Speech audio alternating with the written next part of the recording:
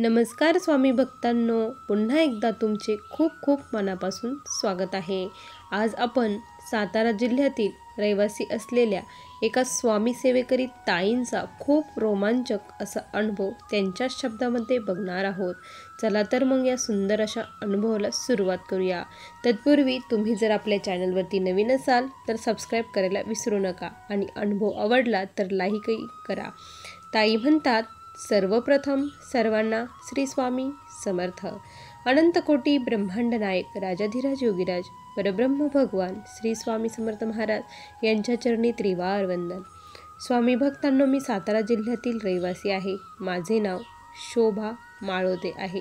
आज मी तुम्हाला माझ्या जीवनातील खूप मोठा प्रसंग सांगणार आहे। तसे तर स्वामींनी असंख्य अनुभव दिले आहेत। मला इथे एकच म्हणूशी वाटतं, मला न माय न बाप न आत्मबंधू, सका सोयरा सर्व तू दीनबंधू, तुझा मात्र आधार या लेकराला, समर्था तुम्हा विन प्रार्थो कुणाला। कारण या वाक्ये माझ्या आयुष्यासाठी एकदम बरोबर ठरतात, कारण मला कुणाचाही आधार नाही। स्वामी भक्तांनो, माझं खूप हसत खेळत कुटुंब होतं। माझ्या कुटुंबासारखं कुटुंब कुठेच नसेल। आमची सर्व फॅमिली ही खूप आनंदात होती। पण माझे सासूबाई एक्सपायर झाले, सासरेही गेले, त्यानंतर माझा मुलगा ॲक्सिडेंटमध्ये गेला, त्यानंतर माझी मुलगीही गेली, आता मला एकच मुलगा राहिला। त्यानंतर काय झालं की आम्ही म्हणजे खूप दुःखात होतो, सर्वजण इतके दुःखात होतो ना की बस। पण त्यामध्ये करोना आला। करोना आल्यानंतर माझे मिस्टरांना करोनाची लागण झाली आणि ते खूप सिरियस झाले। मिस्टर सिरियस झाले त्यामुळे मला खूप भीती वाटू लागली होती। त्यानंतर माझे मिस्टरही 2021ला एक्सपायर झाले। मिस्टर गेल्यानंतर आता तर पूर्ण मी खचून गेली होती। मुलगा नोकरीला लागला होता, मी इकडे राहते आणि मुलगा मुंबईला नोकरी करत होता। मला कुणाचाही आधार नव्हता। मी खूप डिप्रेशनमध्ये गेली होती। अक्षरशः मी कुणासोबत बोलत नसायची।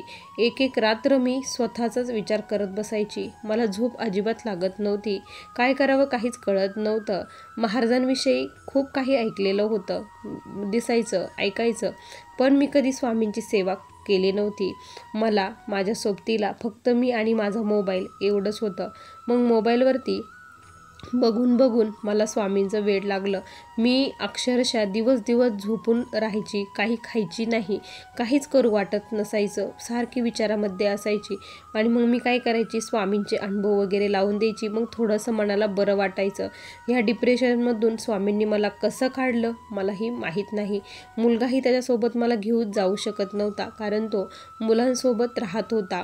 त्या दरम्यान अचानक मी इतकी आजारी पडले ना की मला तो आजार असह्य झाला, इतकी आजारी पडले। मुलाला म्हटलं, आता माझी कॅपॅसिटी संपली, म्हटलं मी आता सहन नाही करू शकत।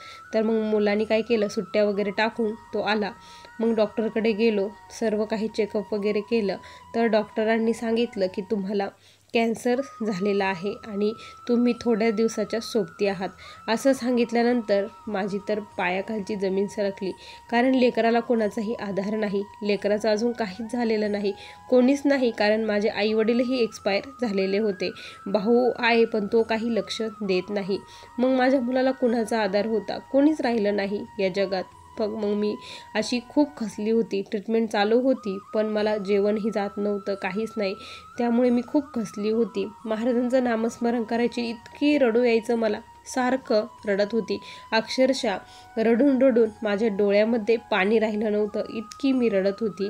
मी एक दिवस अशीच स्वामींपुढे बसली, संध्याकाळची वेळ होती, घरात कोणीही नव्हतं, मुलाचा कंटिन्यू फोन चालू असायचा, पण काय माझं मन लागत नव्हतं। मी स्वामींपुढे बसली, स्वामींपुढे फुले ठेवलेली होती, त्या फुलांवरून हात फिरवला आणि स्वामींना म्हटलं की स्वामी बघा ना, ही फुलं मी सकाळी पाहिली तेव्हा किती ताजी होती आणि आता पूर्णपणे सुकून गेली। माझं आयुष्य देखील असंच काही झालेलं आहे। जेव्हा सुरुवातीला मी खूप चांगली होती तेव्हा मी तुमची काहीच सेवा केली नाही। जेव्हा तुमच्या सेवेत आली त्यावेळेस मी पूर्णपणे कोमजून गेलेली आहे, माझ्यामध्ये काहीच अस्तित्व राहिलं नाही। मी तुमच्याकडे फार काही मागत नाही, पण माझ्या लेकराचं अजून आणखी काही एक झालेलं नाही। त्याचं लग्न वगैरे झालं, तो सेटल झाला, तर मी सुखाची मला मरण येईल, नाहीतर मला माझ्या मुलामध्येच माझा जीव गुंतलेला राहील. माझ्यावरती एकच कृपा करा, माझं आयुष्य हे थोडंसं मला वाढवून द्या. मला या थोड्याशा वाढलेल्या आयुष्यामध्ये तुमच्या चरणाची सेवा करण्याची संधी द्या. असं म्हणून मी खूप ढसढस स्वामींपुढे रडत होती. असं वाटत होतं की कोणीतरी यावं आणि मी त्यांच्या गळा धरून रडावं. इतकी मी रडत होती.